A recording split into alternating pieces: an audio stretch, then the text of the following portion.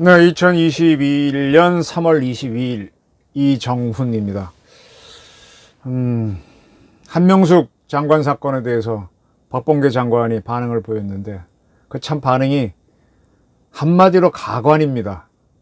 가관입니다. 희한합니다. 한번 짚어보겠습니다. 도대체 그 사건이 얼마나 대한민국의 중요한 사건이기에 법무부가 한 날 두 번이나 보도자료를 냅니까? 먼저 나온 거는 지금 화면에 나온 이 글입니다. 박범계 장관이 밝힌 거죠. 법무부 장관의 입장 해갖고 1. 저는 법무부 장관으로서 검찰총장 직무대행으로부터 이 사건 모해 위증 민원 감찰 사건에 대하여 혐의 없음 취지의 종전 입장을 그대로 유지하였다고 보고받았습니다. 하고 뭐 어쩌고저쩌고 주절주절 나가는 겁니다. 네.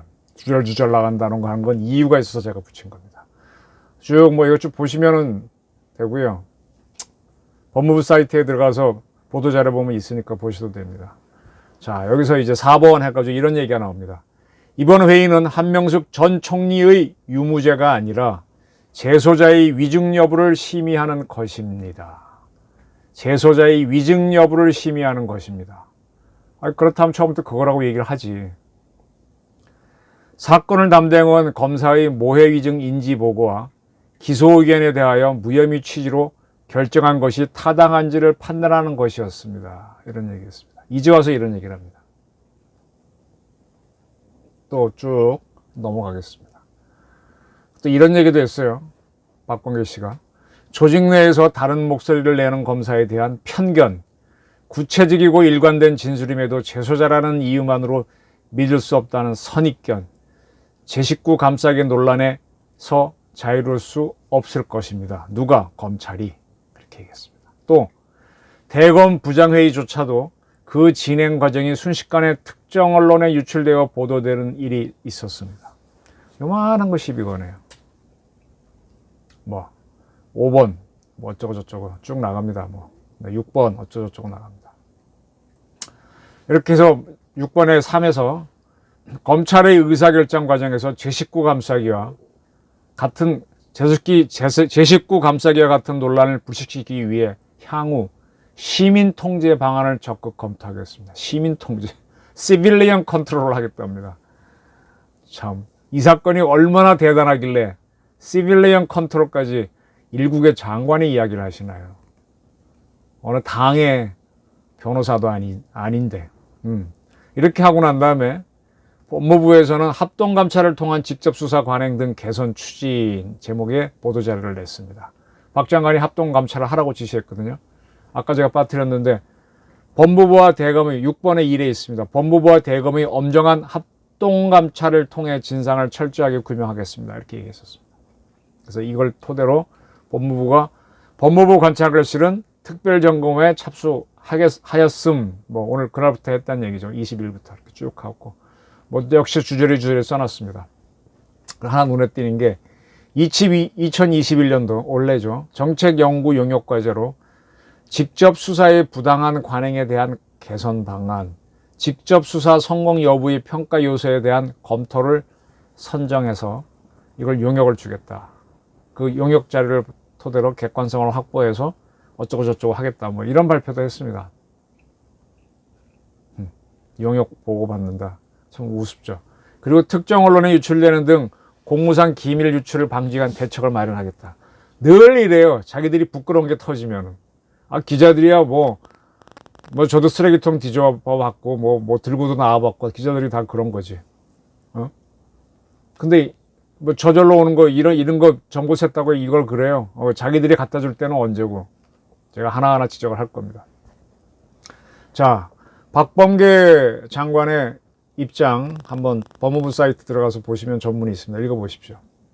저 읽어보면서 역시 박범계는 장부가 아니구나. 대인배는 아니구나. 학생 때부터 학교 다닐 때 대학생 때부터 뭐 그 이전에도 그랬다 그러고 마음에 안 들면 쌈질이나 하더니 역시 그 정도 그릇밖에 안 되는구나. 이 양반은요 모해 위증 인지 보고가 옳다는 것으로 보고 있습니다. 당신은 그걸 놓치고 있어요. 그럼 옳은지 아는지도 점검해 봐야 될 거 아닙니까? 대검에 있는 사람들이 옳지 않아서 채택하지 않았을 수도 있는데, 그 당신은 이게 왜 옳은지를 증명했어야 될 거 아니에요. 설명했어야 될 거 아니에요. 6천 쪽이나 되는 자료를 다 봤다며, 박 장관. 그럼 당신은 모해 위증 인지 보고가 옳다는 설명을 해놓고 거기에 대해서 무혐의 결정한 거에 대해서 따졌어야 되는 거 아닙니까? 검사 모해 위증 인지 보고를 받은 한 검사가 기소 의견을 냈죠. 그게 묵살한 것이 문제라 그랬는데, 그러면 이 검사의 의견은 무조건 옳은가요? 아니, 저 같은 기자도, 저도 굉장히 고참 기자인데, 저 굉장히 취재에 자신 있는 사람입니다. 제 기사 많이 빼요. 빼는 사람이 대부분 틀리는데, 그래도 저 가만히 있습니다. 검사들이 낸 의견이라고 무조건 다 맞아요? 자기 판단은 근거를 밝히지 않고 자기가 좋아하는 검사겠죠. 그 검사의 의견이 옳다는 전제하에 상대 판단만 틀렸다고 하는 것은 똥 묻은 개가 겨 묻은 개 나무라는 격입니다. 자기 확신에 빠져갖고 남 함부로 비난하지 마세요. 아까 또 뭐라 그랬지? 조직 내에서 다른 목소리를 내는 검사에 대한 편견이 문제라고 그랬는데, 법무부 장관은 이번에 수사 지휘를 할 때 분명히 거기에 반대하는 목소리가 검찰에서 나왔습니다. 그 목소리는 왜 무시했나요? 그거는 법관계의 편견이 아니었나요? 그 이전에 윤석열하고 티격태격할 때, 또 평사들이 이게 막 집단으로 일어날 때, 그건 왜 무시했나요? 자기한테 불리함은 남의 생각을 편견이래. 윤석열 검찰총장 징계하려고 한 거는 편견 아닌가요?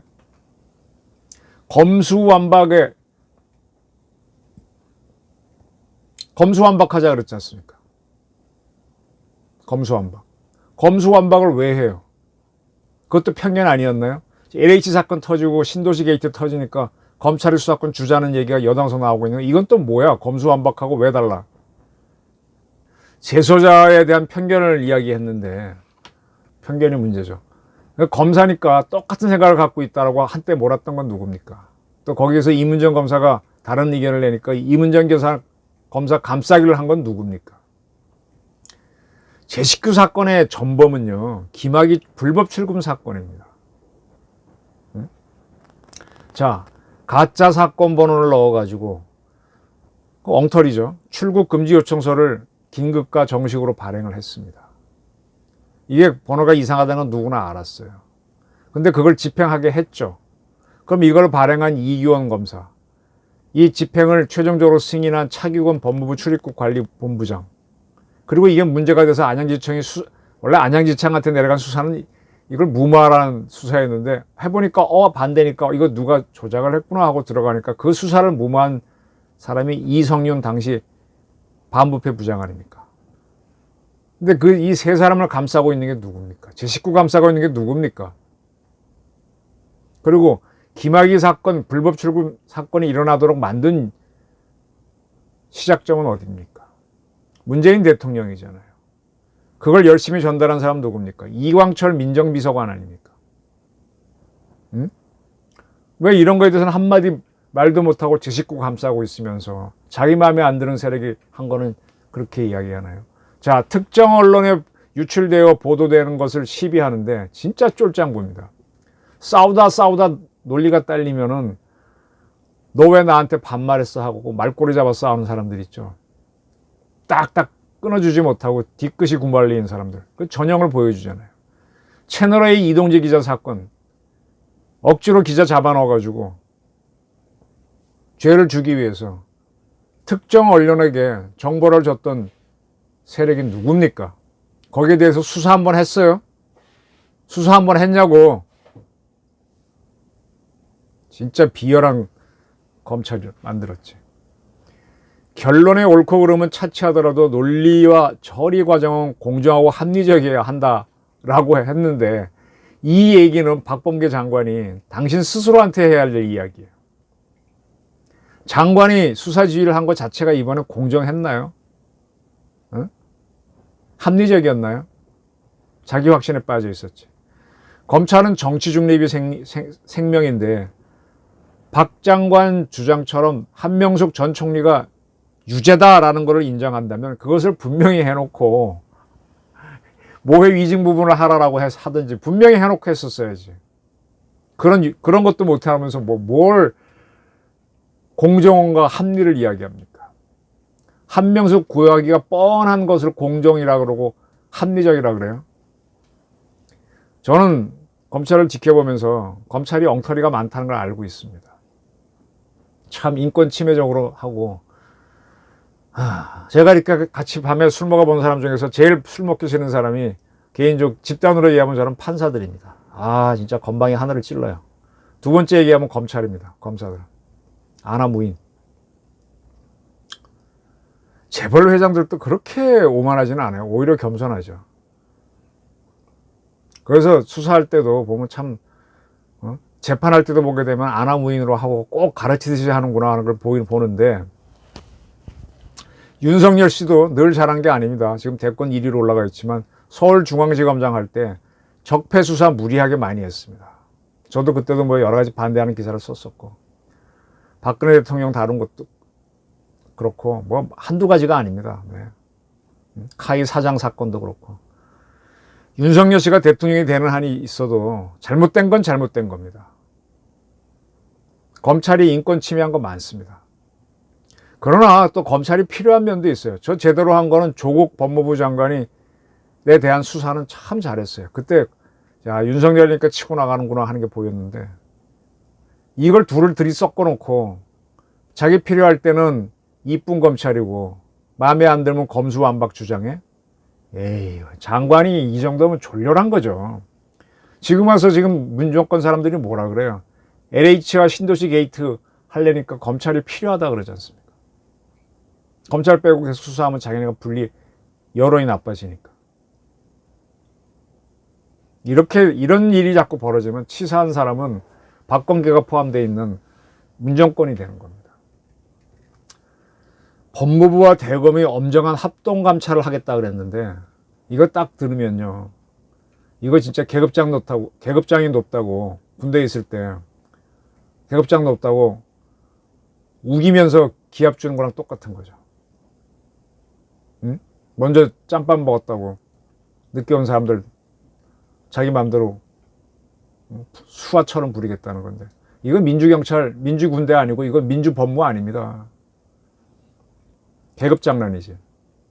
그 장관이 행사하는 인사권 이런 거는 국민이 위임해 준 거지 장관 게 아니라고요. 장관 날아가는 순간 아무것도 당신 말을 아무도 안 들어.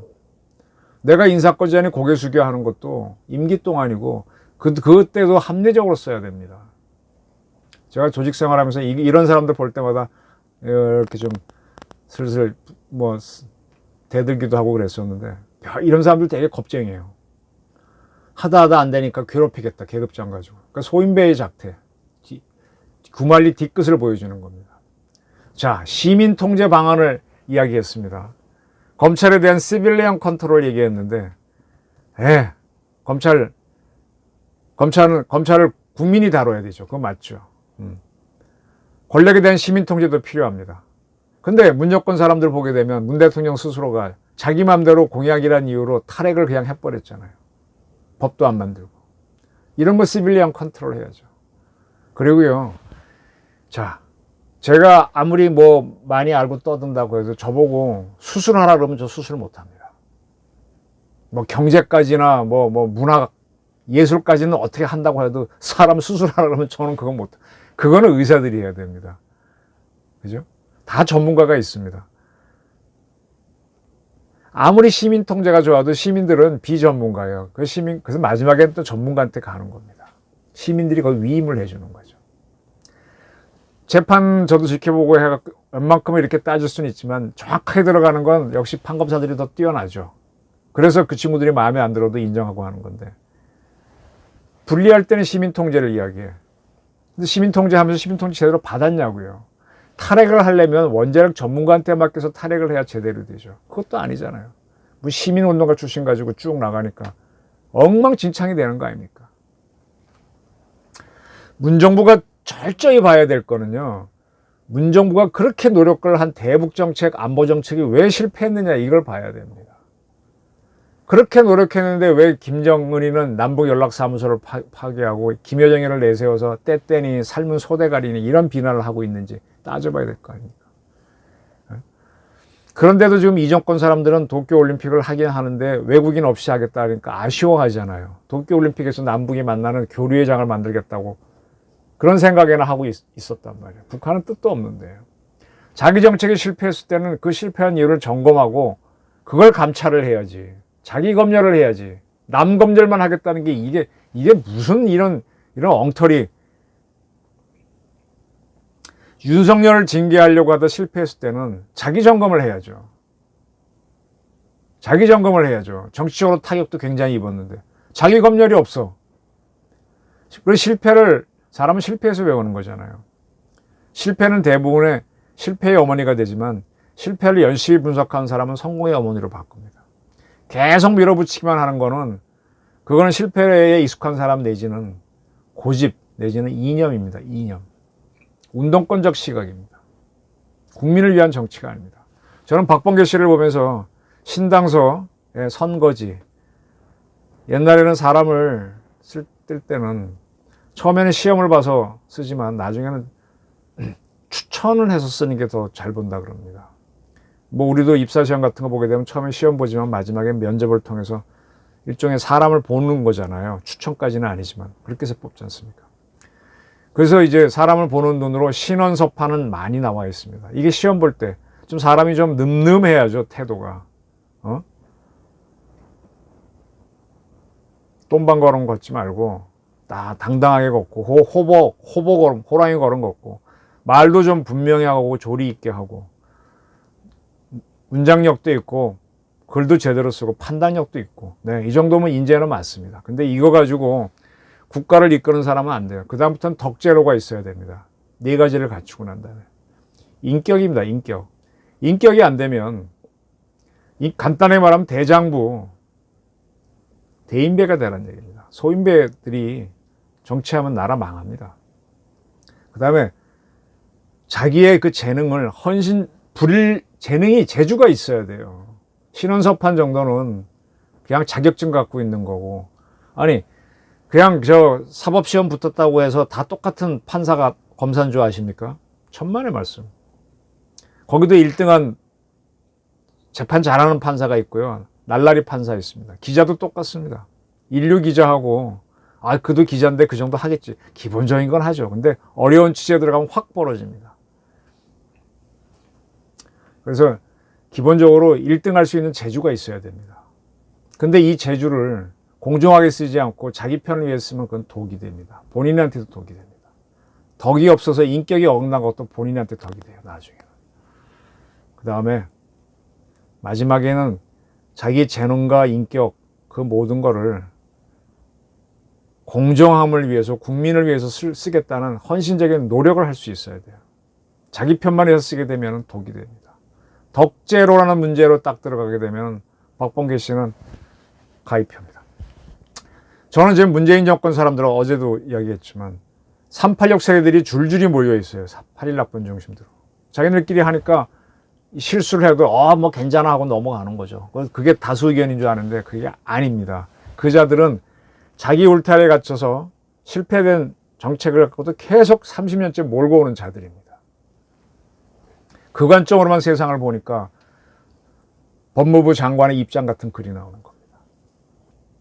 감찰을 하고 수사를 할 대상은 어쩌면 박범계 등 문정권의 실세일지도 모릅니다. 세상이 거꾸로 가고 있습니다.